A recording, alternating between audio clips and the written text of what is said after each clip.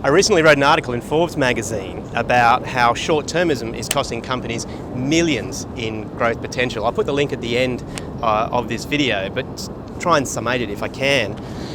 It started with a combination of factors right at about 10 years ago with the economic downturn, and that economic pressure has really forced short-termism in terms of revenue growth and earnings.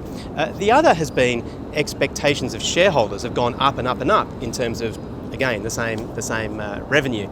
And then you've got the race to keep up in the digital age, and that's really forced focus on metrics. It's a little bit like what gets measured, what can get measured, you end up doing. And those metrics have really rewarded, if you like, short-term activation kind of tactics, if you like, versus big brand building communications.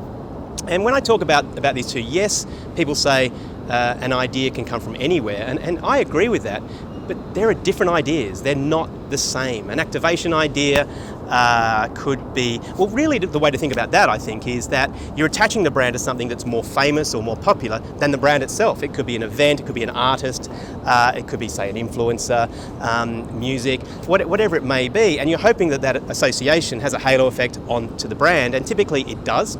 Especially when you're sort of putting the money in the paid meter machine. But when that stops, your equity value, your own sort of brand equity value, typically goes to zero and you start again. This is a lower ROI compared to brand building communications, which are original and owned by the brand, and over time cumulatively build the brand equity. An example of that would be, say, with Snickers. The insight, you're not you when you're hungry. Like a big food brand could have grabbed that, but Snickers grabbed that insight. They then express that really well with humour, which makes people feel good, emotions, seduces people to the brand, the Snickers brand, and over time that builds the sort of equity in the bank of the Snickers brand. When they do activation ideas, it synergizes all of that, so it becomes exponential, because it's not about not doing activation ideas, it's about having a fundamental base, if you like, of a brand communication idea, and then augmenting that. You're probably thinking right now that this is marketing 101, and it is. So why isn't it happening more? And I think it's because many marketers have their hands tied behind their backs by CEOs and boards, which, again, looking for short-term results, are looking for advertising ideas that hit that short-term metrics. Even in research, they're looking for purchase intent and things like that. I think the pendulum may be changing a little bit now for two reasons.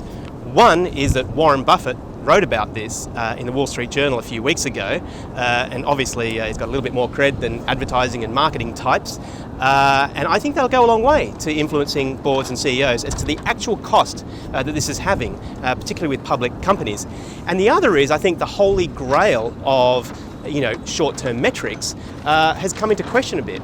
It's come into question with perhaps bogus followers on for influencers, data privacy issues, programmatic media not being very transparent, content turning up in really damaging environments. I'm not bashing social media here at all, but I think that's sort of prompted that it's not necessarily the holy grail with regard to just these metrics. So those two things, I think, might bring the pendulum back into sort of equilibrium.